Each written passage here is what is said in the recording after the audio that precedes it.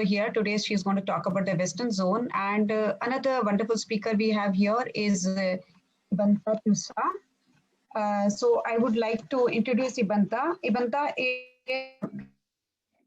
in Northeast Hill University in Shillong, and she has had a wonderful career, I would say.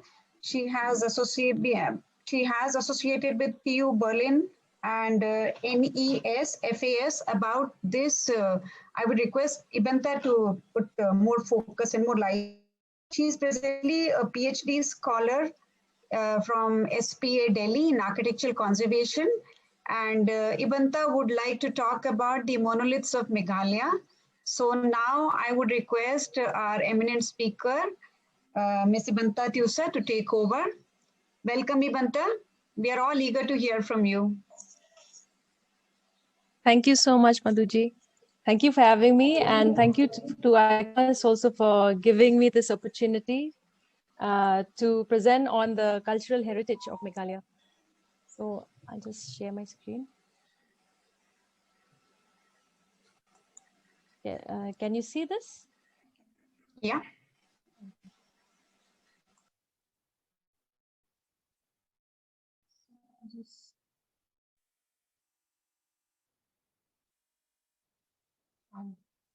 I would like to start by highlighting. I will be talking about cultural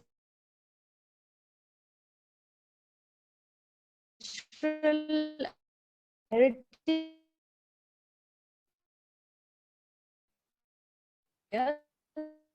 Ibyanta, we are losing your voice.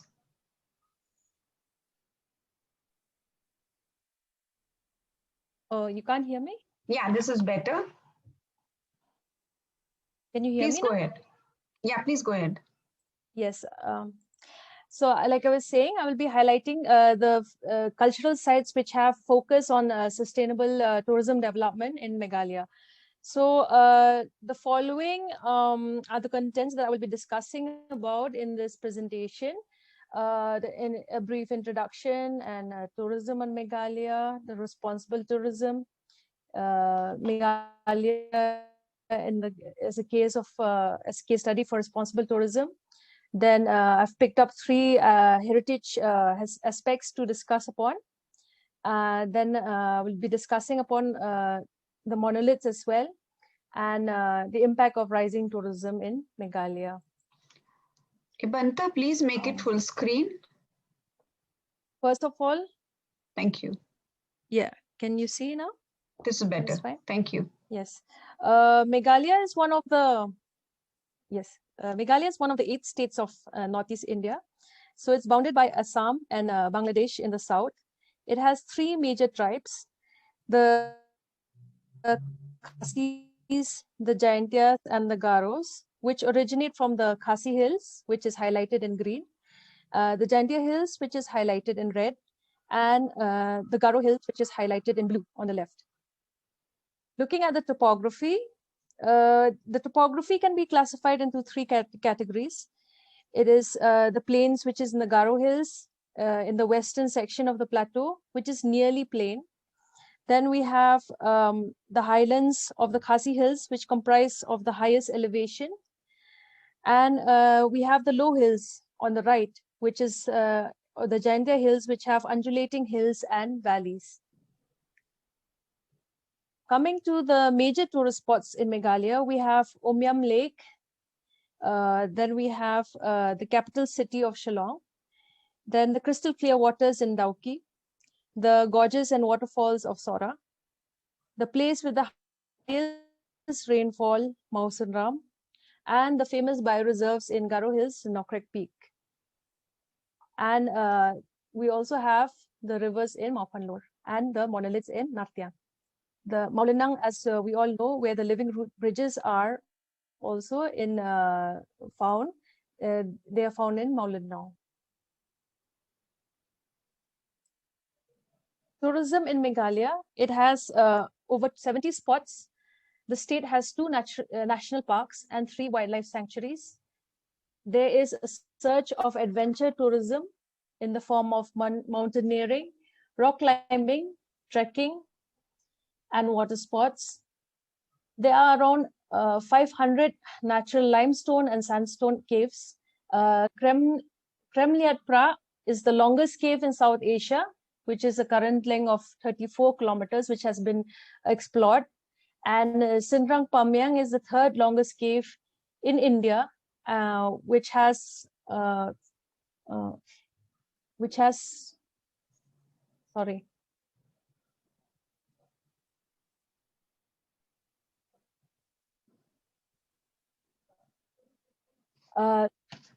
So the cavers from UK, Germany, Austria, Ireland, and the US have for over a decade been exploring these caves.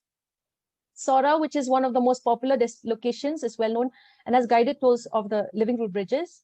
The popular waterfalls in the state are the Elephants Falls, the Vania Falls, and the Nokalikai Falls. And there are hot springs also in Jakram near Mausanram, where they're believed to have curative and medicinal properties. Coming to the understanding the inflow of tourists towards the state, it has increased dramatically in the last decade.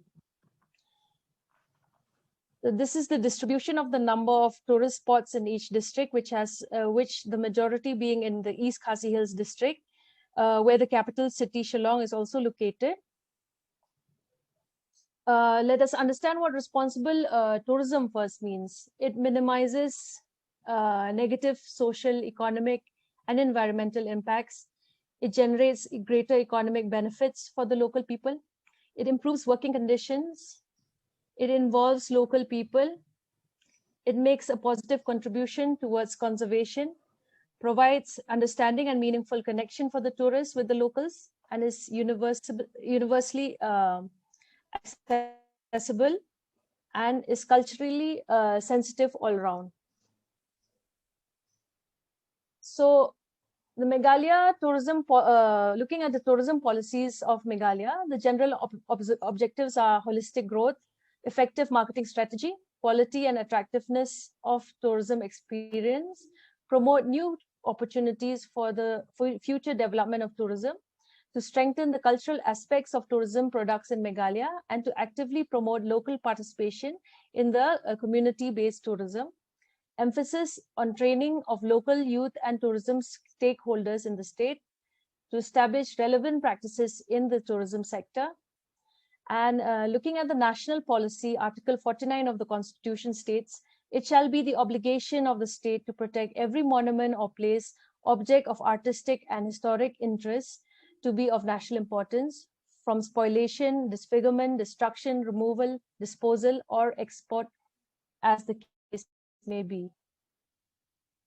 So what the state government has done is that there's a new policy in 2000, which was the latest one was in 2011. So the following strategies were to be adopted: capacity building and manpower training, transportation facilities for air connectivity to road, from air connectivity to road, and to promote local products, festivals, and culture. Then campaigns to keep Meghalaya clean, educate and assess local conservation of the environment, tourism infrastructure to merge with the surrounding and natural environment. Let us start looking first at the living root bridges, the famous bridges of Meghalaya. So a living root bridge is a type of simple suspension bridge. It is handmade and formed from the aerial roots of the rubber fig trees. Scientifically, it's called Ficus elastica. So it's common in the southern part of Meghalaya. The ones highlighted here in the map are actually the ones which have been studied and famous, but they are scattered all over the rural areas in Meghalaya. They are used by these villages for connection between villages, to cross rivers, especially during the monsoon season. So they grow on steep slopes of subtropical. Yes, sorry. Ibyanta, if you go slow, the voice won't break. Sorry for disturbing, Ibyanta. Okay, if you go slow, the voice won't break. Okay. Thank you. Is this fine now? Yeah. Thank you. So they grow So they grow on steep slopes of subtropical moist broadleaf forests. New roots can grow throughout the tree's life and must be pruned or manipulated to strengthen the bridge.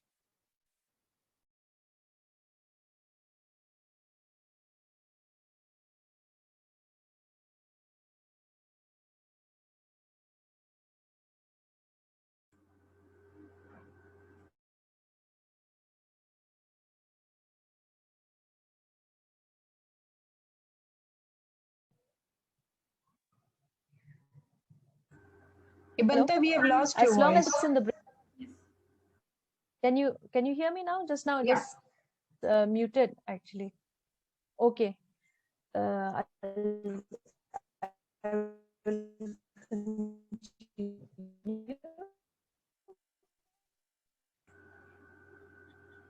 Your voice is breaking again.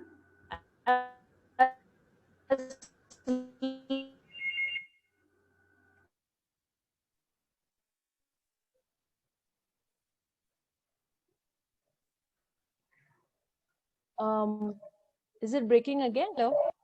It's better. Can you hear me? Please go ahead.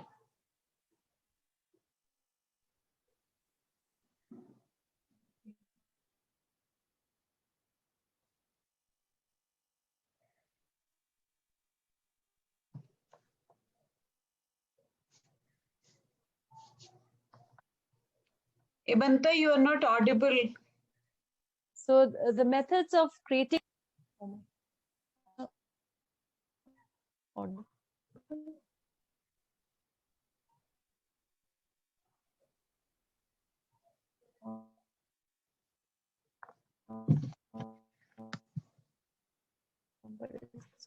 fine.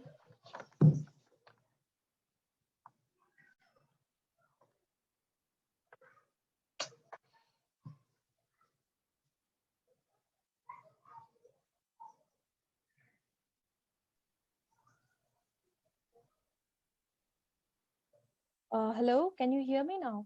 Yeah. Okay, I think this will be fine now. Very sorry for that. So looking at the living root bridges, it's formed by guiding the pliable roots of the Ficus elastica tree across the stream or river, and then it allows the roots to grow and strengthen over time.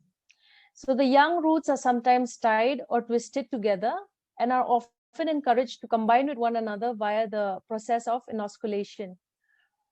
As the Ficus elastica tree is well suited to anchoring itself to steep slopes or rocky surfaces, it is not difficult to encourage its roots to take hold on the opposite sides of the riverbanks.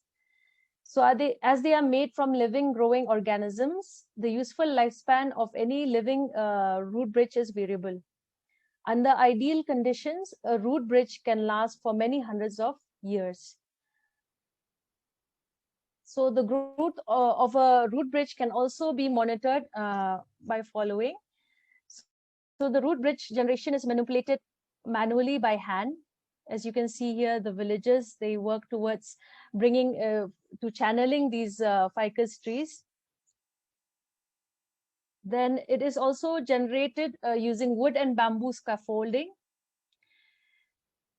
It is also used generating half-cut areca palm tree trunks. So you can see here, this is cut, and the Ficus elastica is rooted and is channeled along the, so it's channeled to grow along that line. The root bridges generation using conventional structures as scaffolding. The concerns currently regarding these root bridges right now is that the traditional knowledge of making footpaths and bridges is being replaced by concrete and steel in many cases. The tourist interest in this is high, but the proper management system of these places is not yet in place. As you can see here, this is one of the most popular spots of living root bridges, which is located in Molyneux.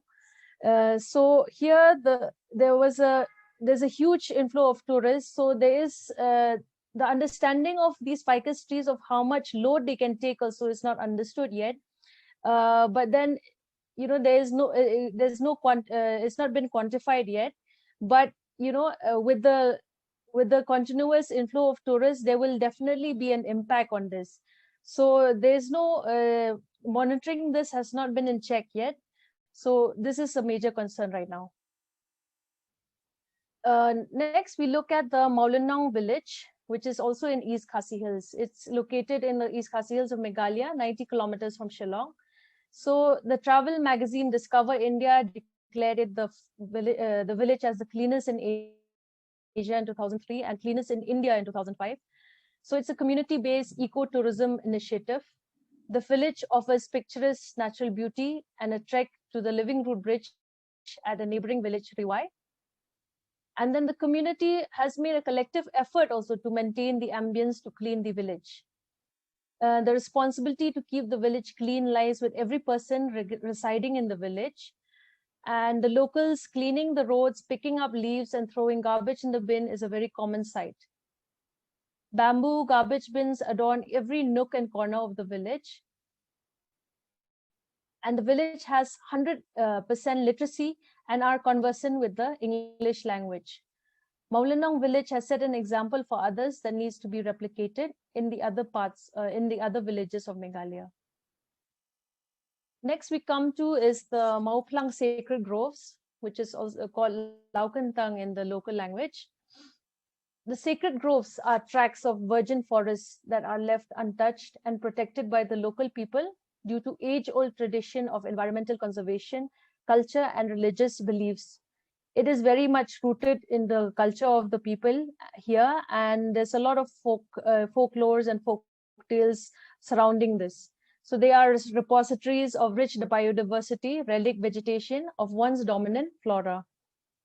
The baseline floristic survey revealed the presence of at least 514 species, representing 340 genera and 135 families of these sacred groves.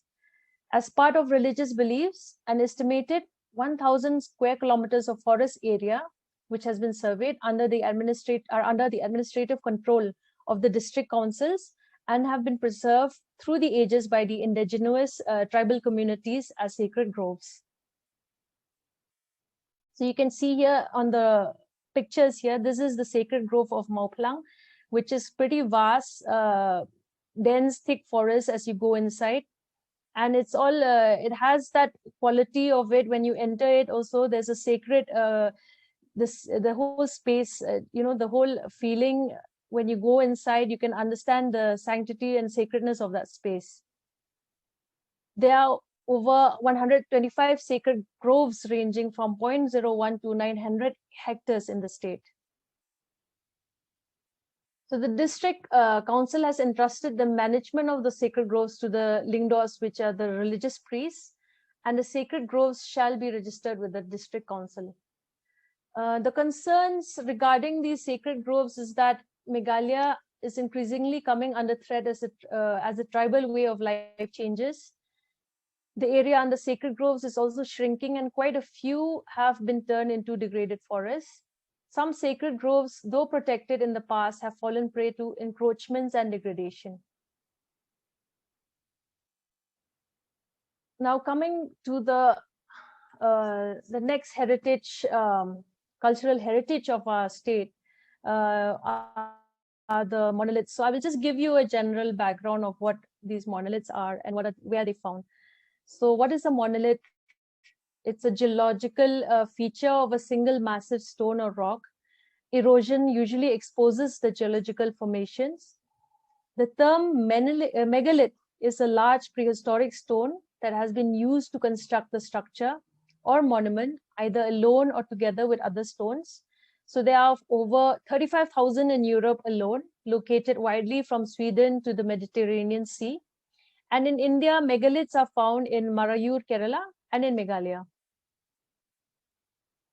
So we can see here pictures of where all they're found all around the world. And the one on the bottom right is the megalithic dolmen in Marayur, India. So the monoliths of Meghalaya, megaliths of Meghalaya, as they are locally called, Maubana, they are the cultural and historical attractions of Meghalaya. So they are adorned across the countryside, and they are a large collection of large, flat and long stones with rounded tops, erected vertically and horizontally. They are commonly found outside homes, localities, open fields, hilltops, near old village squares or marketplaces. Most Maubana are physical remnants of elaborate funeral rituals that the Neutrep communities practice traditionally.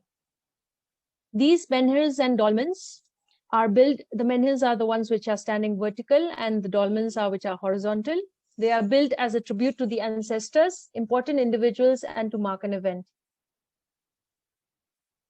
So I've done a marking of the monoliths where all they've found, but there are much more also in number. It's still a research work in progress. So this is in the Google Maps where all is found in Meghalaya. It's spread out in the East Khasi Hills and in the Khasi Hills and the Jaintia Hills.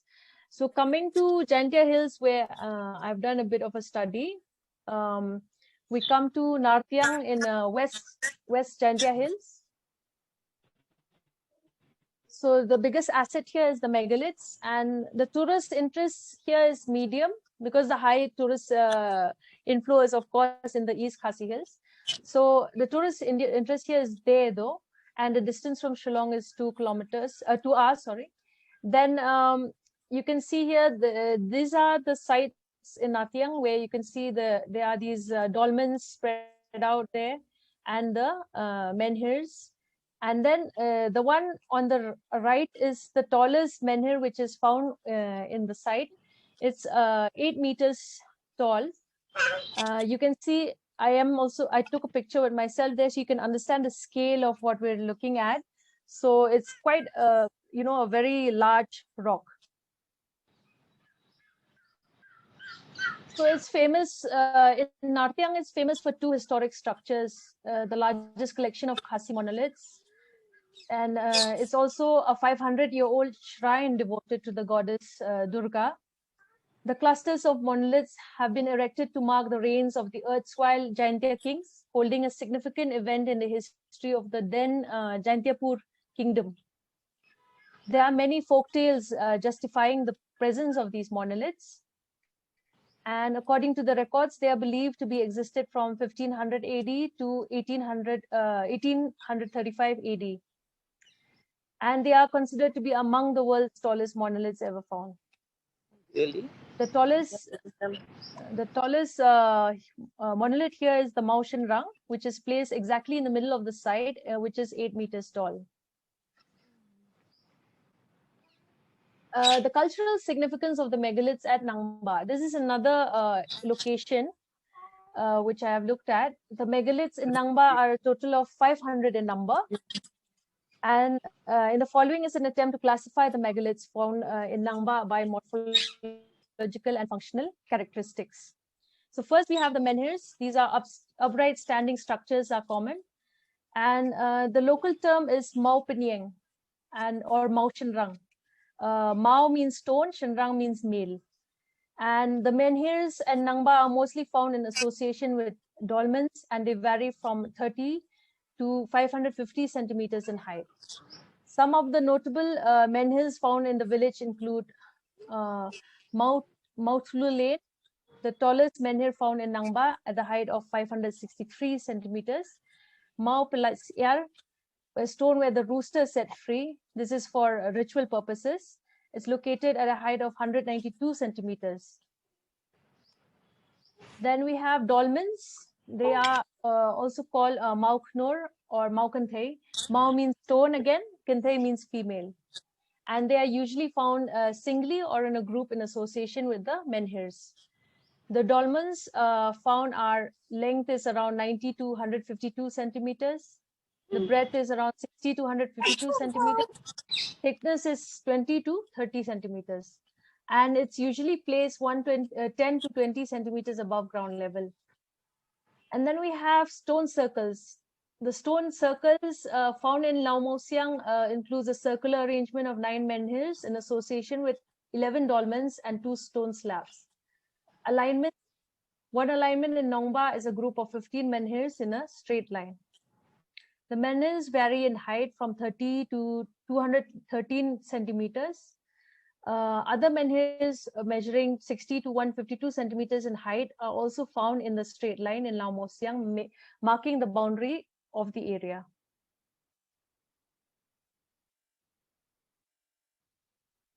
While others are found leading to clances.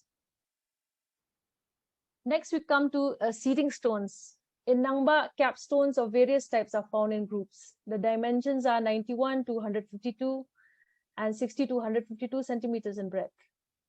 And cysts, these are used as stone chambers used for repository varying in sizes from 182 to 213 centimeters to 300 to 365 centimeters.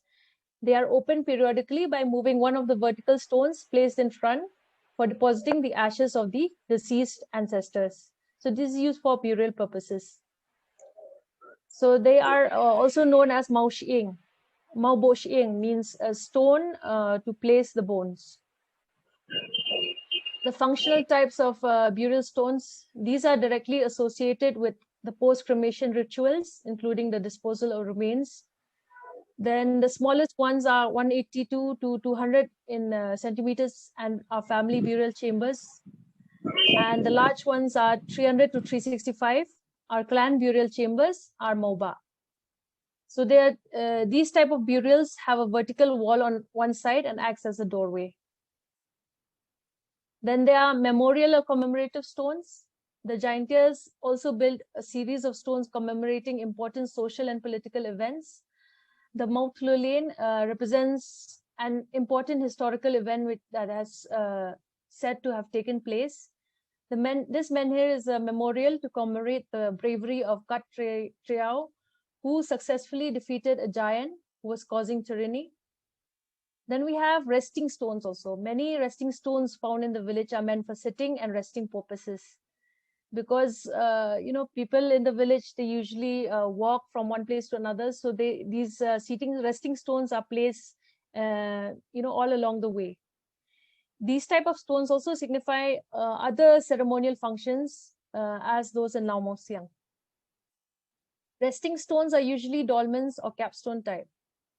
The sitting or resting stones can be classified both as clan sitting 50 stones or sitting stones where a weary traveler takes some rest during his journey from one village to another. We also have judiciary stones. One of the stones found in the village having such judicial significance is the Kimdan. So it's a combination of menhirs found in association with a flat, narrow stone. In Nangba, prior to the British rule, was the location of one of the markets in the Jaintia kingdom.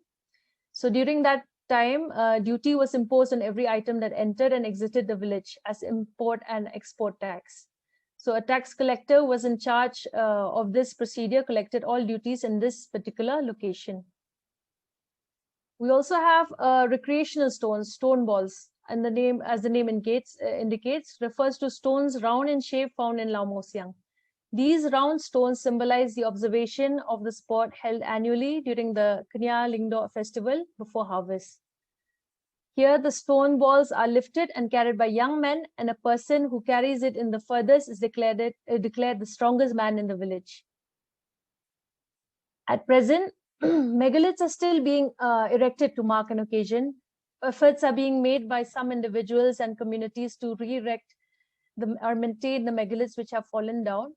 Till date, these structures from the past are still a part of the present-day Jaintia society and the Khasi society as well. The origin of the monoliths is difficult to state with certainty when the megaliths in Nangba were erected. However, as many stories reveal, these were probably set up hundreds of years back. Since the historical monuments are centuries old, there are several beliefs regarding their origins. According to legend, the tallest monolith in Nartiang is Maulong's Aim, which is 8 meters long, erected by Umar Palinki. Palinki was a trusted lieutenant of the Jaintia king. He erected the monolith to commemorate his victory in a battle. So the monoliths were erected approximately during the 1500 AD and 1835 AD. So the future impact of rising tourism here in the state. the rise in the number of visitors has also brought out the challenges of managing tourism. There is more, this is more so as our tourism is predominantly nature-based. It takes many lifetimes to nurture nature and just a single lifetime to destroy it. Hence, sustainability should be at the center. The advantages the facilities that are in place right now are the number of hotels, guest houses, homestays, local food stores, and restaurants are significantly increased. So tourism has directly provided income generation and employment to local population. The disadvantages as lack of proper washrooms, basic facilities on roadsides, insufficient number of food stalls to cater to the number of tourists, uncontrolled and irresponsible use of landscape by visitors, lack of proper waste management and waste disposal management system in the tourist sites. So there's still a lot of work to be done in terms of tourism in our state, but in terms of sustainable practices and working with nature, these examples as I've shown, especially with the living root bridges, these are in place. There are lots of communities already working with promoting tourism in a sustainable fashion. And the tourists who come here also are definitely, intrigued and interested to understand, how these locals are working with nature. So it is something to see in future how this develops, and we still have a lot to, to achieve to reach that level of where we want. Thank you.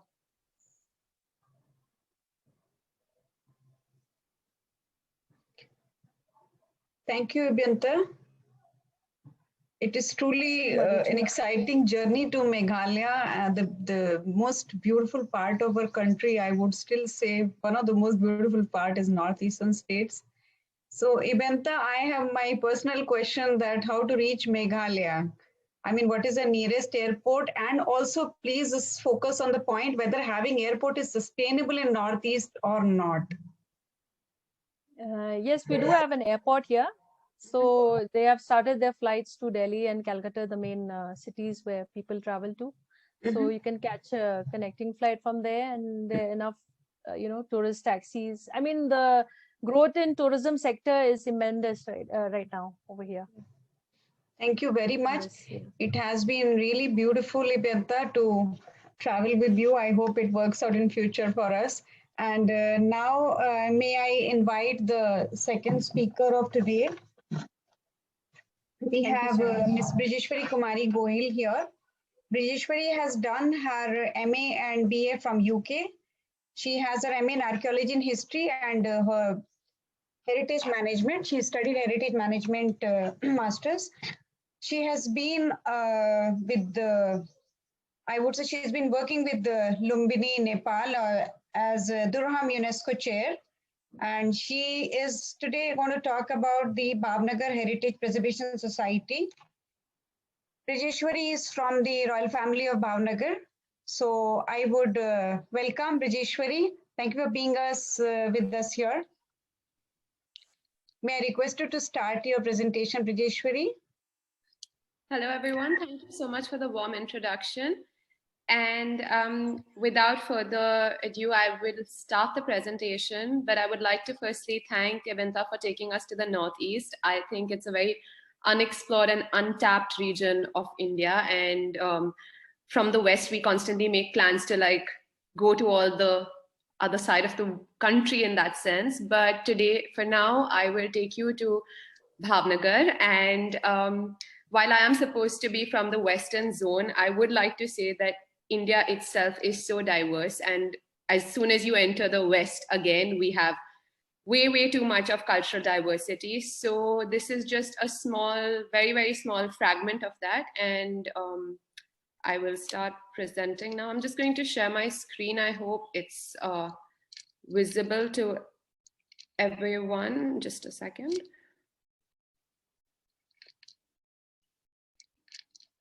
Just give me a second.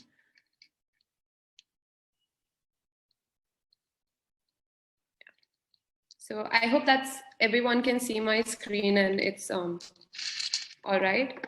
Yeah, it's perfect. Yeah. Okay, great. So today we travel to Bhavnagar. For those who don't know, I will start by saying where we are situated. So Bhavnagar is a city in Western India, in Gujarat, in the state of Gujarat, and we are about 2.5, 3 hours from Ahmedabad and Rajkot as well. So as you mentioned, in terms of commute, we do have a flight from Mumbai, but otherwise you can always drive to the more happening cities and plan a visit here. And so the kingdom of Bhavnagar was founded in 1723 by my forefather, Maharaja Bhav Singh Ji I. The city presently situated in the state of Gujarat is in Western India. So this Bhavnagar was a chosen location given its proximity to the sea. So we are a port city, and the sea tended to act as a form of natural fortification as well as trade. So we have one of the largest shipbreaking yards in the world, Alang here, which continues to be an important part of the livelihood of the people of Bhavnagar. So it's a major hub for business, and a number of employees. The city, a lot of people from the city commute to Alang, which is an hour away, to work and for their livelihood. So prior to this, the capital of the dynasty was in a fortified town called Sihor.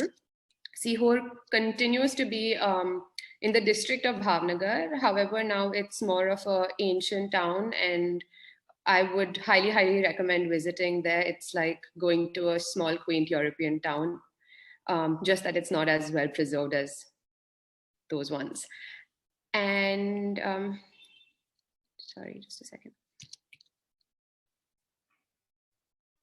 So I'll start by touching a little bit upon Bhavnagar's built heritage, and then go on to discussing Bhavnagar Heritage, which is a society formed by me and a number of other citizens of the city. So here on the screen, you can see two photographs. These are, a lot of you may guess of them as the Chatris or the Samadhis, as they're popularly known as. So what we can see here, that the Chatris are, Chatri basically, when translated in English, means umbrella. And these particular architectural pieces are the umbrellas, and they were created when a member of the royal family would pass away. So they were created in honor of them. Most of the times the Chatris would have temples located side by side or aligned to them. And these would basically be a spot for people to just come and not only pay tribute to the member of the royal family, but also to, in a sense, pray to God as well. So currently we have the Raj Samadhi or the Chatris in Bhavnagar. They are open to everyone. They've been looked after by my family. My mother in particular has been doing a lot of restoration work here, which I now partake in. So these are the Chatris, one of the sites you can list out if you do plan a trip, if any of you do plan to come to Bhavnagar. And we start with, so the kingdom of Bhavnagar was majority of the built heritage that you will see through the presentation. You'll see that we don't have leisure palaces, as the rulers back then did not focus much on really creating ornate structures for themselves or their families. There were no palatial structures in the sense that were homes. We have more of historic houses instead of palaces. And most of the palatial or the ornate buildings of the time, structures of the time, which continue to exist, were built during the 1850s to the 1920s. Now, this is a time when the kingdom of Bhavnagar was prospering. As I mentioned, trade was at its peak as well. So the state is flourishing, and a lot of the built heritage that's being brought in is by these forward and dynamic rulers and advisors. So they're not palaces of leisure, but they're more utility-based buildings. So a lot of public welfare buildings in the sense. So here I'll start with talking about Darbari Kothar, which is a structure that continues to amaze me and many people who are aware of it, but unfortunately, not many people have sort of been told about it, including people of Bhavnagar itself. So it's quite a tragedy. So Darbari Kothar, as the name suggests, so kothis were family granaries at the time. So all your old, especially old Gujarati houses would have a family granary because people lived in joint families, larger setups. And the kothis would be spaces where people would store their grains for the year or for the tenure of whatever they have planned. And here we have this structure that was designed by this British engineer of the time. So again, when you see a lot of the spaces, the structures, the built heritage has been designed by engineers and not architects. So you may not have very aesthetically appealing structures of the time maybe, but they're structures that were put to very, very good use and purpose.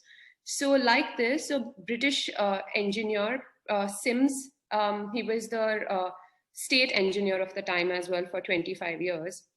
And Sims designed this building using brick, stone, steel, wood, as you can see today. The structure has not been restored in all these years, so it's quite commendable. And it was a modern building of the time. I mean, if you can look at the design here again, sorry. You can tell again, I don't know what these scribbles are. I'm so sorry. I have no idea how they've popped up here, but I'm going to just continue. So if you can see again, it's a very different structure, and one may not actually know, like it's kind of understand that it's a granary when you first see it. You will just kind of pass by, and that's what ends up happening with a lot of people who visit Bhavnagar. So it was a modern building at the time. It did not comply with the local popular architecture or culture for that matter. You have these Mangalorean tile roofs on the top, and then you have the entire structure has been built with Drangadhra stone and lime mortar masonry. So that's the entire exterior of the structure, as we can see. And now we go inside and we see this very, very gorgeous iron staircase here. So you can see this iron staircase here.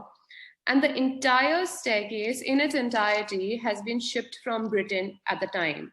So the grains that were stored here, I mean, as I mentioned, it was a kothar. So the grains were stored here, very scientifically designed again. So you can see that there's only that minimum light that has been allowed to come into the structure. So you can see that here as well. Again, very minimal lighting here on the windows and the doors. And it was only that certain amount of light that was allowed to be brought in. So they were shielded, the grains were shielded during your summers, your icy winters, the damp monsoon. So it was totally well preserved in that sense. And it was the location itself. So right now, of course, Darbari Kothar is in the center of Bhavnagar, in the most bustling area. But at that time, it was built keeping in mind the proximity to the lake as well as the farmland. So functionality was key when any built heritage now was built at the time that we can see. And it was also built keeping in mind that bullock carts had to enter. So if you can see the height of the gate and the height of the structure as well, you have these tall gates. So you have enough room for a bullock cart to enter, keep the grains in these spaces here on the sides. And the grains were basically collected monthly on the basis of taxes from farmers. So that's why Darbari. Darbari means the Darbar, the people, the public. But they were not used for the royal family or something like that. They were basically grains used during an emergency. So Bhavnagar, the terrain, you have a very dry, hot terrain here. And to avoid any kind of starvation, you have the grains stored here, and the grains were stored in a way where you have plenty of grains for the entire population of the city for 4 years consecutively. So this was, these were very forward-thinking people of the time. And like I'm saying, I don't think the structure is appreciated enough today. That's why I thought of having it in the presentation, because we do know a lot about Gujarat's religious tourism and temple architecture and things like that, which are equally important, but these tend to be overseen and underappreciated in that sense.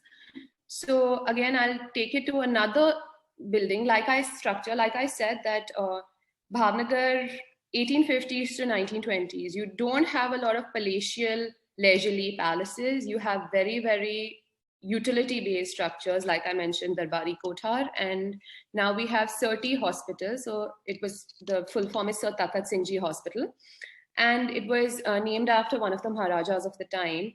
And now if you see the structure, you're going to think that this is a palace, but it's a hospital, and it continues to be running as a government hospital. And very, very systematically, again, the domes were built. The main dome, the central dome, was built with enough light for an operation to actually take place even when there was no electricity. So again, a lot of forward thinking here, a lot of utility, functionality while building these structures, palatial hospitals or granaries of the time. I forgot to mention that this Darbari Kothar is now tragically used as a space to store chemicals, fertilizers, and DDT on the ground level. However, on the first floor, we do have an archive center that's handled by the Ministry of Archives, Gandhinagar. But again, it's not given its due in the sense that people don't know that there are archives stored here. There is a lot of potential to create a kind of museum or a kind of space where there is accessibility, especially for students to learn more about the city's cultural heritage. And sorry. So here we have Sir Takht Singh Ji Hospital. And again, one of the present day issues is that they want to demolish the dome that I spoke so highly of. So that, as well as if you can see around the structure, there is a lot of unplanned development. So the beauty of the heritage kind of gets lost in the rapid unplanned urbanization that has taken place around the structure. And again, we have Alfred High School here. It's a school. So like I said, that utilitarian buildings, we have schools, hospitals, all the size of palatial homes. And again, here the school is functioning, but classes are not conducted in the old structure because it's in need of restoration. So we have been constantly speaking to the trust to, restore the structure and just keep it clean and a place where people can actually study, and it'll be good fortune and lucky for children to be able to study in a structure like this, which is so airy, especially given that we live in such a hot climate. And again, another educational institute, Shamaldas College. So this was the old structure. It's again currently not in use as a college, but they do have offices and buildings here. So there's a lot of diversity. You can see the diversity in terms of the design of the built heritage right from where I've started.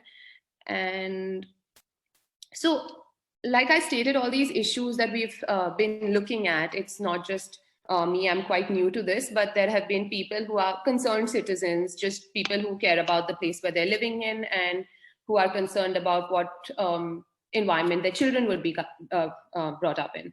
So a group of us started this society called Bhavnagar Heritage. It's a citizen-led initiative. And the general idea was just to catalog the historic monuments located in and around Bhavnagar. The main reason being that a lot of them are being demolished. So it would also help in terms of information.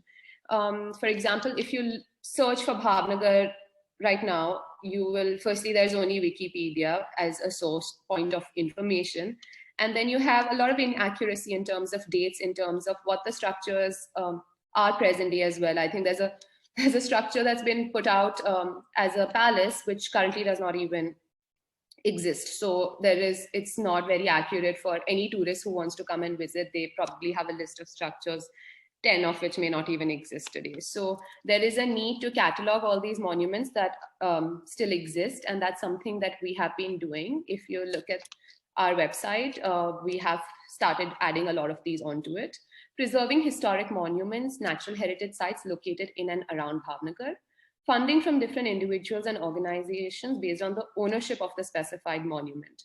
So again, like I said, we're a citizen-led initiative. We don't actively have a CSR fund or something backing us presently. So we look for funding depending on who owns the structure and what the permissions are like for us to even do anything to the structure. Promote dwindling local crafts of the region.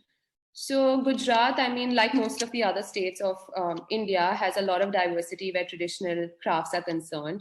A lot of them are now dwindling, mainly because of the demand of the craft or because just they've not been highlighted enough. They're not things that people need in today's day and age. So we are trying to promote these craftsmen. I'll speak a little bit, touch upon that a little bit later.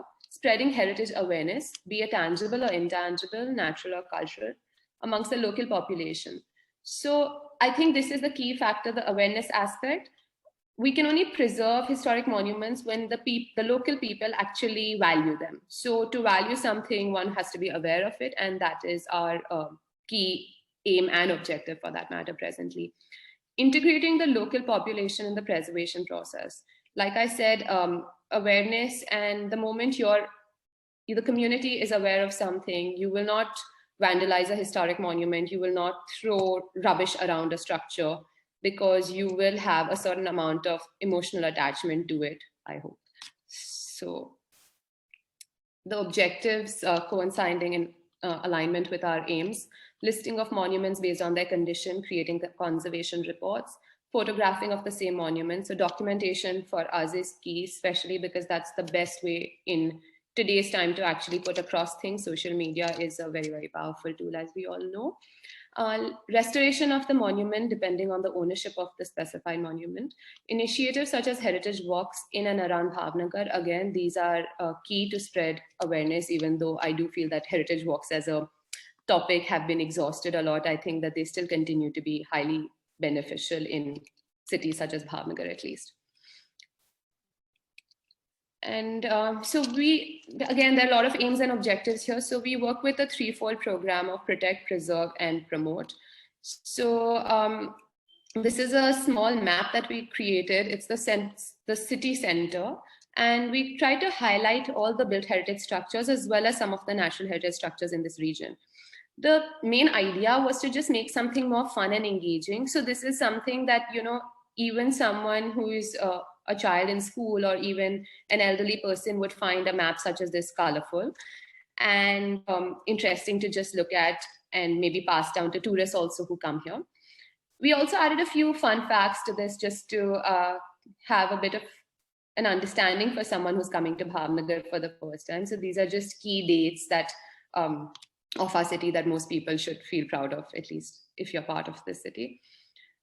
And so protect, as I mentioned, is our first key aim and objective. And here we see a structure, it's called Ganga Dairy. We popularly call it the mini Taj Mahal and the Taj Mahal of Bhavnagar, because it was not just because of the structure and the marble, but because it was created with a similar sentiment. So Ganga Dairy was built in 1875 and it took 16 long years to be built. No wonder it continues to be standing and resilient right now. And it was built, designed by John Griffith, Sir John Griffith, who was also the principal of JJ College in Mumbai. And he built it. It was commissioned by Maharaja Takht Singh Ji, who was an art connoisseur, art collector, and he was, a lot of the structures, a lot of the architectural marvels of the city were created during his time. This was this is specific to a lot of the structures that I've shown prior to this as well. And he was also seen being part of the Bombay Art Society, encouraging artists in Mumbai. So he was commissioning a lot of artworks. This is also the time when prolific artists such as John Griffith himself, Raja Ravi Verma, were doing the rounds of all the princely states. And now it's very, very tragic to see Ganga Dairy in such a state. So again, as I mentioned, we have vegetation growing around here on top of the dome. And you can see the discolorization of the marble as well here. And so we, as a community, took on the initiative to just highlight these issues and maybe try and also make this structure something that tourists want to come to see, because it is very, very beautiful, and you can actually see it from a vast distance as well. So the idea was to highlight the structure so that it is preserved as well as it being promoted. So we got a few local newspapers to write about it and gain some attention. This led us to bringing in the state archaeological department and the Bhavnagar Corporation in, because this is a state protected monument, so we couldn't just go and start cleaning it ourselves. And after a lot of months of lobbying, this is what came about. So we have the structure being cleaned here. It is cleaned in the sense that it's watered and cleaned just from the exterior every 10 days now. So that is something that we have put in place. We also have a security guard now here every day. We needed this in potentially because there is no boundary now. If you can see, there is no wall, or there is no fencing. So what happens is this becomes a place where people again come and throw garbage, litter the place, just don't value the structure or the surroundings per se. And you can't really expect tourism to boost in an area if you yourself as the local community are not going to value it. So I think, like Ibyanta mentioned in her presentation, how you have the community in Meghalaya so aware of their region, keeping it clean, respecting their surroundings. So I think that is crucial to actually go to the step of promoting tourism in that particular area, or promoting the heritage of that region. And so here again, we have someone, like now we had a group of workers actually removing the vegetation growth that's grown. And this is very, very hazardous because this could potentially bring the structure crumbling down, as I showed you on the dome as well. And again, here we have someone cleaning the structure. And yeah, I mean, these are all ongoing projects. We still have a lot of work where Ganga Dairy is concerned, a lot of permissions and papers to fill out so that things actually move. And it's a constant effort and struggle, I would say. So we do have a petition. I will share the link on maybe with Madhuji, and she can share it with everyone. So it would be useful if all of you could fill it out for us as well. And here we have preserves. So as I mentioned, heritage walks. Even though heritage walks as a topic are quite saturated in a lot of regions, it's still something very new in Bhavnagar. So we do end up having a lot of people participate, as you can see. Now, naturally, this was pre-COVID. So we are a very happy bunch, all sticking to one another. And again, we do have site visits as well. So as I mentioned, the dynasty, when Bhavnagar was founded in 1723, we moved from the capital was Sihor, which is a fortified town. And we planned a site visit to Sihor. So this was mainly focused just on the people of Bhavnagar so that the community could engage with their own heritage. So like I mentioned before, bringing in tourists or promoting tourism, it was important for us to promote local heritage amongst the local communities themselves. And this was one such effort where we had a group of people, we drove them down, and they had the option of just photographing the area, painting the area, whatever they wanted. We have these really sweet kids who were like, drawing all sorts of structures, which looked nothing like the heritage, but it was very, very nice and heartwarming to watch. And then again, we have a few heritage visits again, site visits. Again, these are all awareness campaigns per se. And here we have the Bhavnagar Heritage Club. Now, when we started the society, we realized that the best way to the main focus should be on students, because these are the future of these cities and they are your future architects and engineers. So we started a club in 10 schools of the city, and we currently have about 80 students in each school. So we have quite a huge group, and it's been very, very tragic with the pandemic that we've not been able to interact in this lovely manner right now. But this was our last event prior to COVID, where we had all these students gathered around so you have a built heritage structure here, and you have the lake in the backdrop. So you have natural and cultural heritage juxtaposed, and you have these students who are just writing about it, painting it again, engaging with their surroundings and outside the four walls of the classroom. So it's just a fun activity where students get to learn about their city and its heritage. Prior to this, we did have an information session and a small quiz where they could actually learn also about the history and the facts of the area. So again, these are some of the activities that we've had for students. We realized that if you ask kids to come at 7 o'clock in the morning on a Sunday, no one is going to show up. But the moment you say that it's a competition with prizes and certificates, you have a whole bunch of people coming in. So we kind of engaged our students in that way. That was our leverage, that we will give you prizes, you come for this. So that's basically been our aim and objective, to kind of just sort of broaden the students' knowledge and growth, but at the same time to engage them with their cultural and natural heritage as well. So again, these are some of the walks that we've had, and all these banners have been created by the people who've been participating themselves. So it's been very, very exciting as a movement to be part of this. And again, some more student activities that we've had. We also have tours of particular sites themselves, just those individual sites. So these are more engaging for smaller students who would kind of have their attention going all over the place if it's a heritage walk. And we also realized that heritage is for all. So we do need to have collaborations with different institutions, with different organizations. This was a heritage interpreter program that we had last January, January 2020, with Gujarat Tourism. So we had two very knowledgeable professors from the Travel and Tourism Institute, Gwalior, come, and a week-long program which was supported by Gujarat Tourism. And we chose 25 students to participate because we had an alarming number of entries. And it was an intensive course for 7 days where these students got to learn how to be heritage interpreters, how to be heritage guides, how to create those narratives that would engage tourists who would then come to see the city. And I'm quite happy to say that 80% of these students are still with us. They are working as heritage interpreters. So if you do ever come to Bhavnagar, we would be happy to show you around. I'm sure all of them, someone or the other, would definitely find the time to. So do reach out. And here again, this was the program that we had. And promotion. So again, like I mentioned in our aims and objectives, promoting crafts is integral for us. And this is a copper and steel work, which is basically these artisans create these intricate carvings on utensils. And because some of the utensils are not in use anymore in today's time, so their demand has reduced. So you have fewer families continuing the legacy of practicing this craft.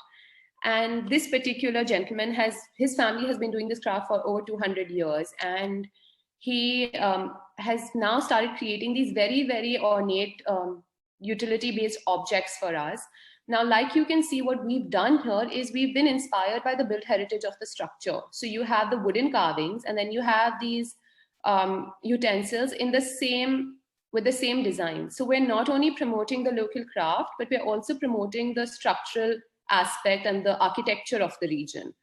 So this has been one such effort. Again, these are a few pataras. For those who don't know, pataras are treasure chests, and because of the gigantic size, now most of us don't end up ordering them or buying them. But today we do create smaller pieces which can be more accessible, which are more travel friendly, and that people can either use as jewelry boxes or just keep as decoratives in their homes. All the designs on these, as you can see, are all animals native to the region. So of course you have the seeing as known in Gujarati, and the lion, popular in Gil, which is the only place in the world where you can see Asiatic lions, and many such elements here carved out. So again, not only promoting the craft, but also promoting the natural heritage of the region. And these are some cushions where we're promoting the natural heritage, again, the birds of the region. And these were inspired by paintings of a prolific artist of the city named Somalal Shah. So the prints have all been inspired by his artworks. And we sell them on our website as well as through Instagram and Facebook as well. And heritage and COVID. So as I mentioned, we're not a happy bunch sticking to one another in heritage walks anymore, but we are conducting heritage walks because, well, what else do you do now that things have opened up? So we do collaborate with different organizations. Here we collaborated with Young India Foundation, and we had a few students. We took them around Bhavnagar. Like you can see, this is Darbari Kothar, which I spoke about earlier. And we did an entire heritage walk, just educating them and having an engaging conversation at the end of it, knowing what the youth thinks in terms of ideas to present day use of a property, or to even restore it or conserve it.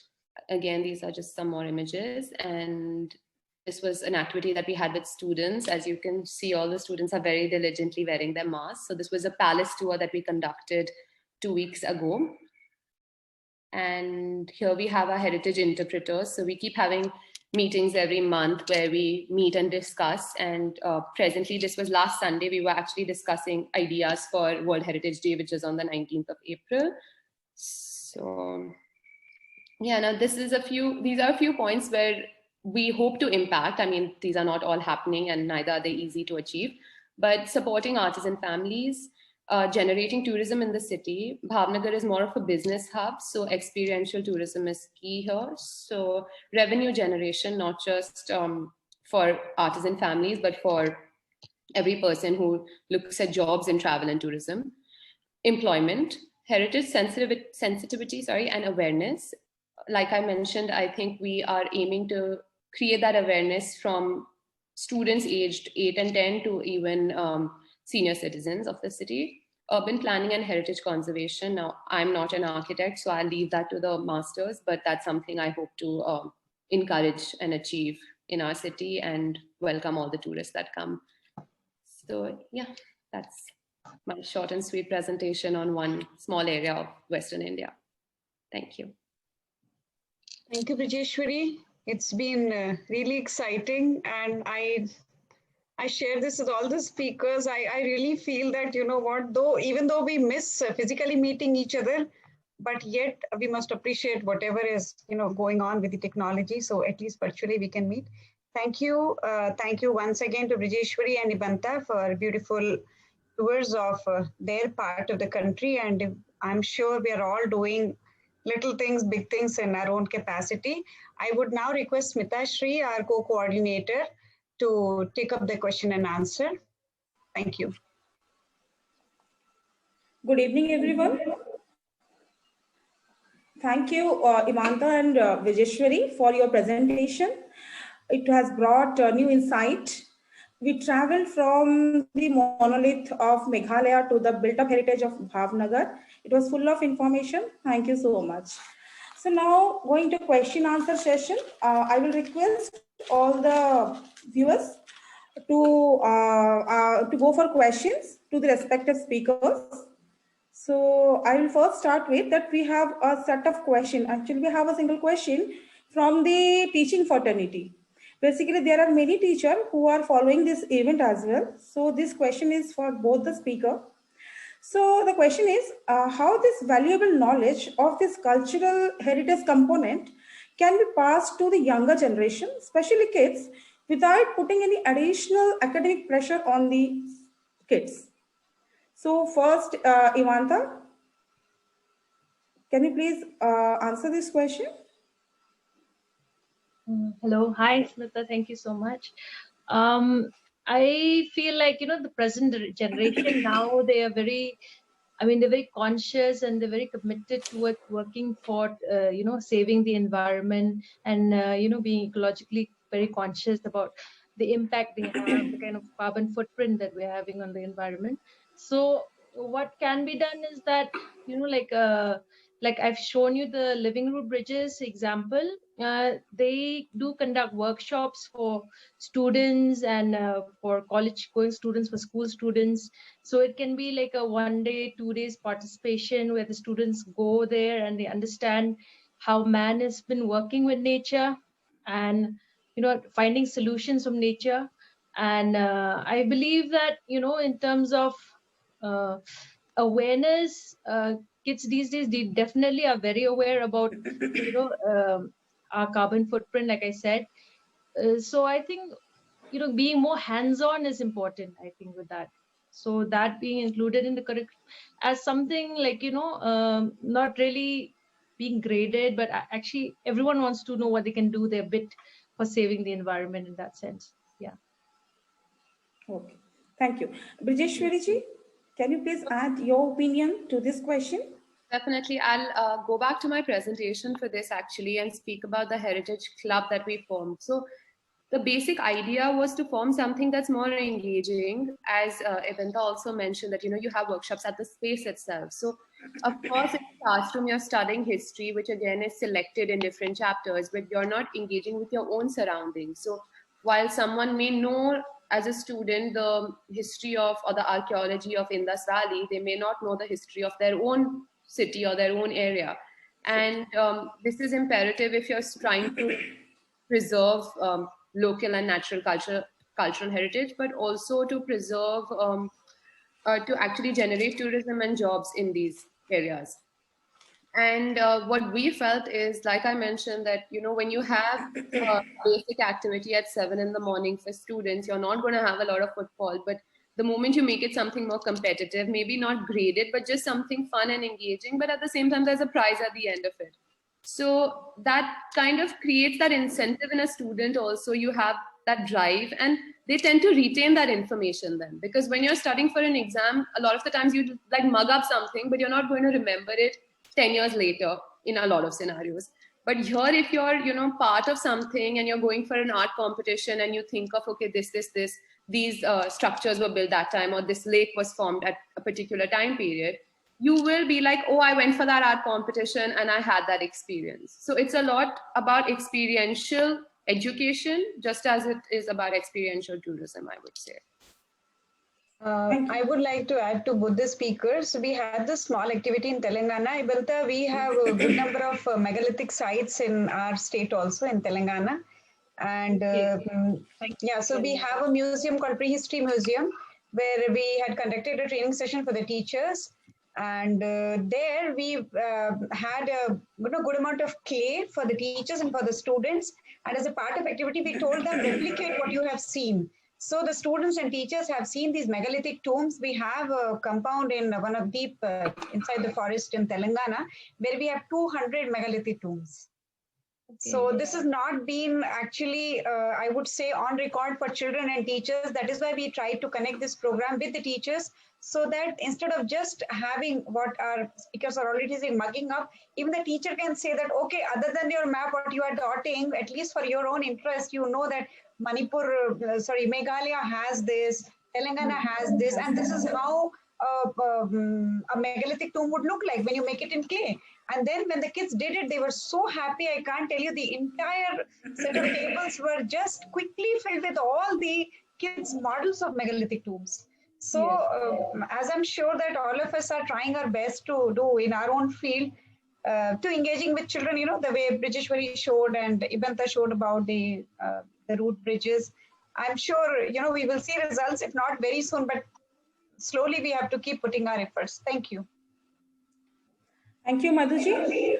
Okay, next question is from Kinkar Bhattacharya ji. This is for the first speaker, Ibyanta. So the question is, he is interested to know the post-COVID initiative related to tourism in Meghalaya. So the tourism sector has opened up again on 21st of December 2020. So the guidelines, I think, is just that the visitor has to have a RT-PCR test done, and if it's all clear, then it's they're free to visit, and everything is open now. Yeah. So next question is for second speaker, Brijeshwari ji. It's from Jatin Ambani sir. So he has some suggestion also that if the dome at Sir T Hospital is proposed for demolition, ICOMOS can put up it under heritage alert. It worked in the case of IIMA case. And along with that, he is interested to know more about Neelam Bagh Palace. Brijeshwari, can you? Definitely, please? I'll join you there. Nida, thank you. So firstly, in terms of ICOMOS, I definitely think they should do that. I can give you a whole long list of heritage sites in Bhavnagar that need to be put onto that list. And in terms of Neelam Bagh Palace is a heritage hotel presently, and it was commissioned in 1879. And it is one of Gujarat's first heritage hotels, and one of the two in Bhavnagar itself. The structure was built using Rajula stone and lime mortar, and we continue to welcome people presently as well. So we take all COVID restriction protocol here, and we do have guests coming in right now, so it's open to everyone. We have a restaurant which is open to the locals of the city as well, and we also have palace tours. So if any of you do choose to come, you can just contact me and I'd be happy to give you one. Okay. So the next question is also for Brijeshwari ji. So question is, are your heritage preservation effort actively supported by state or central government? And also, why do they want to demolish the domes at the hospital? So as I mentioned, I don't think anything with heritage can be done by one person. We are a citizen-led organization, but we do have collaborations with different institutions. We currently have an exhibition going on with another art organization of the city in Neelambag Palace. And where the government is concerned, we have had a lot of educative programs, as I mentioned. We do have their support in terms of, like I said, for Ganga Dairy, the moment we started writing about it, we had your corporation people, your archaeological department going there. But what happens is that there is so much paperwork that the real agenda kind of gets lost in all that. So we are losing time. And even though we have their support, we do not have work going on at the speed or momentum that it should. And why do they want to demolish the domes at the hospital is something I absolutely have no idea of. I do know that there is a lot of unplanned development around, which has been done by the hospital themselves. So we have a lot of new student classrooms for the medical students, or we have a lot of housing quarters that have been built on the same premises as the hospital. And the tragedy is that because of all that unplanned built structure, you are kind of losing the entire focus on the majestic aspect of the hospital itself. So you have all these buildings now fortifying the hospital and the true essence or the beauty of the hospital being lost. The possible reason for demolition that I can think of is to kind of be with it and be with the new. So we end up seeing this in a lot of heritage sites here. If you may be aware, and I'm sure a lot of other people have similar concerns, is where there's a lot of tiling. So if you see a lot of the old structures, you have these like strange bathroom tiles that have been installed. And it's, I mean, or you have a bathroom right outside. And these are issues which I don't understand why no one, I mean, I know a lot of people take them up, and a lot of scholars have the same concerns as me, but I think that is probably just one of the reasons where they want newer material or newer structural elements put to the hospital. So, yeah. Thank you.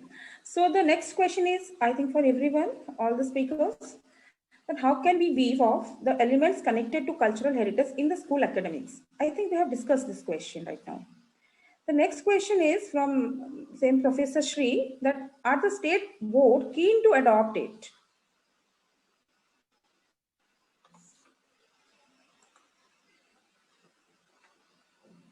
So I will just add in, firstly, I'm not in the field of education per se, so I have no idea if what the state board's kind of layout plan is for this, but I definitely think that there should be more efforts to add heritage to subjects, especially when you're looking at electives in your 9th and 10th or your 11th and 12th. I think there is a lot of scope for adding this.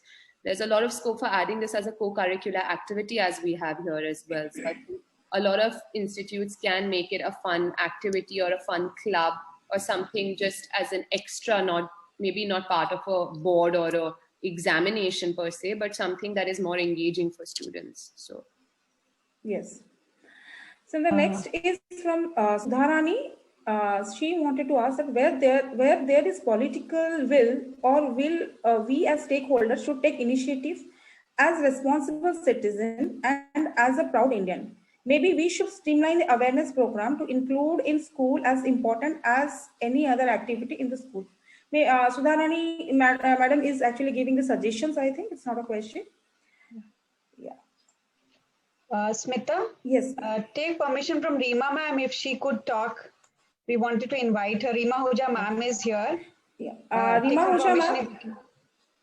Good evening. No, Reema. actually, I've been listening, and I think we should let both our speakers, if they want to add anything more, come in and give them the time and the space. This has been great, and they have so much to contribute. So on the one hand, and in both cases, you are providing us with so much data that it adds to the data bank that we can use in whichever way is convenient for us, whether it is to attract, as outreach for younger people, as outreach for the tourism industry, as outreach for general people of the city itself, or in the case of Meghalaya, of a larger area. So that is valuable database we've got. But then also the critical questions which will come on the basis of this. So, without this preliminary information that you have, we can't go further. In both cases, both our speakers have gone beyond just presenting facts. They have made sense out of it. They have given a kind of a roadmap as to what can be done. Again, one case, how you can involve the people in a heritage society of that area, of that region, of that sub-region, or larger, smaller, whichever way. And in the case of the megaliths, the information which is around us, which people tend to ignore or tend to downgrade because it's so much in their face every day that they don't realize how unique it can be. I mean, I'm very grateful to the NSC and to Madhu and her colleagues for organizing this, but I'm very grateful to the speakers for being so passionate about what they've presented of their areas. And I think really the remaining time should go back to them. So thank you for this opportunity. Thank you, Reema madam. So I don't think we have further questions. So Madhuji, can you please conclude the session? So thank you. Thank you to my lovely speakers, Ibyanta and Brijeshwari. Thank you, Smita, for coordinating. Thank you, Reema Huja ma'am, for beautiful comments. Okay. And thanks to ICOMOS India office, Lipika, and wonderful audience and the comments. I hope we can work together. And Jatinji has given some beautiful comments. Brijeshwari, we will talk about it. Definitely. So thank you so much. Thank you for having us, and thank you to all the participants for listening so diligently. It is going to be, where are we going to go next?